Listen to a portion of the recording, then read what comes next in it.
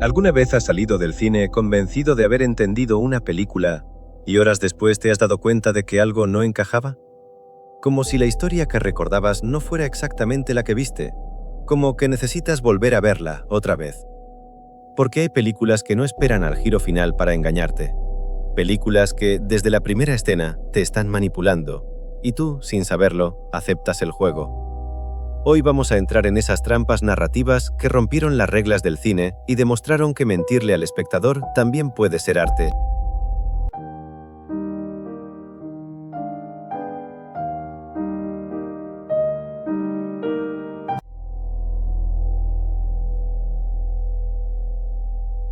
En 1960, el público creía conocer perfectamente las reglas del cine. Había protagonistas, había estrellas. Había una promesa silenciosa entre la película y quien la miraba. Psicosis finge respetar esa promesa solo para destruirla sin pedir permiso. Todo gira alrededor de Marion Crane, una secretaria atrapada en una vida gris que roba $40.000 para escapar. La seguimos en el coche, escuchamos sus pensamientos, sentimos su culpa cada vez que aparece un policía. El cine nos lo repite una y otra vez. Ella es la protagonista. Y aquí está la primera trampa. Si crees que sabes quién es el personaje principal, ya te he ganado. Llegamos al Bates Motel, un lugar de paso. Lluvia. Un joven extraño pero educado. Una madre invisible que grita desde la casa. Nada parece fuera de lo normal, hasta que la ducha lo cambia todo. Marion muere. La estrella desaparece. La historia se rompe. Ese momento no solo mata a un personaje, mata tu confianza en la película. Y el golpe final llega después. La madre de Norman nunca existió como persona independiente. Era un cadáver, una personalidad creada, una mentira sostenida durante toda la película. El monstruo no estaba oculto. Estaba delante de nosotros todo el tiempo. Psicosis enseñó algo peligroso. Que el público podía ser engañado y que ese engaño podía ser brillante. Décadas después, el cine volvió a jugar sucio. Pero esta vez, el engaño no daba miedo, daba placer. El Club de la Lucha nos presenta a un narrador agotado, atrapado en la rutina, el insomnio y el vacío del consumo moderno. Y entonces aparece Tyler Durden. Carismático, seguro, violento, libre. Creemos estar viendo la historia clásica del discípulo siguiendo a su maestro. Pero pregúntate algo, ¿y si Tyler no es quien crees? ¿Porque tú tampoco quieres que lo sea? Fincher refuerza la ilusión con montaje frenético, humor negro y discursos que suenan peligrosamente bien. Hasta que llega el giro. Tyler y el narrador son la misma persona. No hay dos hombres.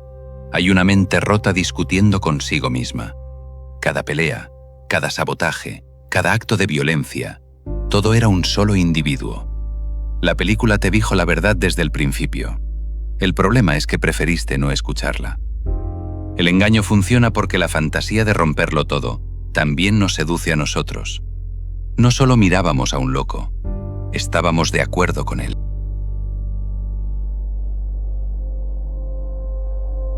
Ese mismo año, otra película decidió engañarnos de una forma muy distinta. El sexto sentido no grita, susurra.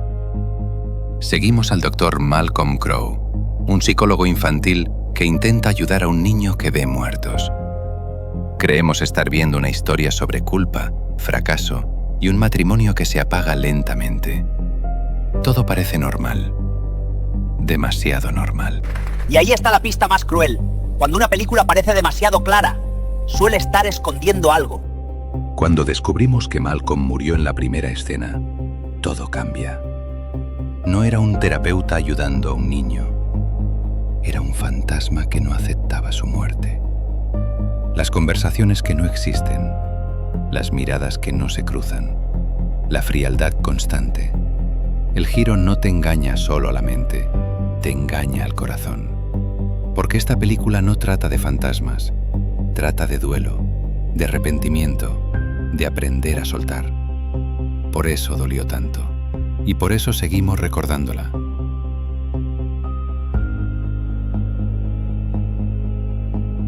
Estas películas no usan el engaño como un truco barato. Lo usan para hablar de nosotros, de nuestra identidad, de nuestras certezas, de nuestra forma de mirar el mundo. Después de ellas, aprendimos a desconfiar de narradores perfectos y de historias demasiado claras. Y aún así, seguimos entrando al cine felices, esperando que nos engañen otra vez.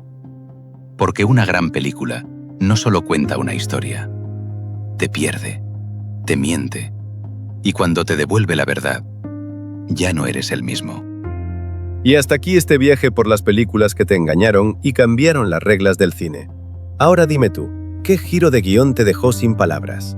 ¿Y qué película debería analizarse en el próximo vídeo? Si te gustan estos análisis con calma y misterio, deja tu like, compártelo y suscríbete al canal. Nos vemos en el próximo engaño.